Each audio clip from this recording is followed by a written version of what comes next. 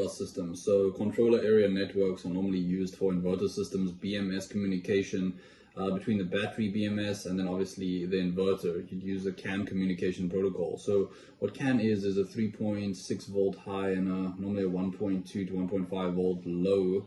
It's basically just pulsating, and you don't need a main computer for CAN. You can just decode CAN.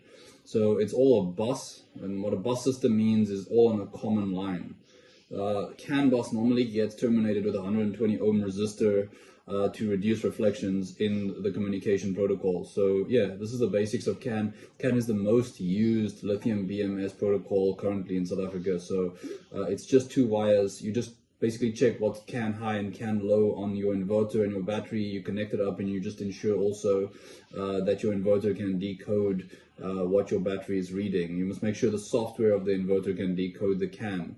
The CAN packages, so to speak, because what it's doing the whole time is it's taking freeze frames of the data, and you have to make sure the other component can decode the CAN, because it's literally, it's just freeze frame, freeze frame, freeze frame, and then it has to capture it and then basically decode it as well with the libraries. Why it matters is you can prevent overcharging, you can prevent damage. So basically it synchronizes the state of charge to avoid guessing by the inverter. If you basically having your inverter measure state of charge, you better hope there's almost no losses, and then it would be quite accurate. But because there is normally losses,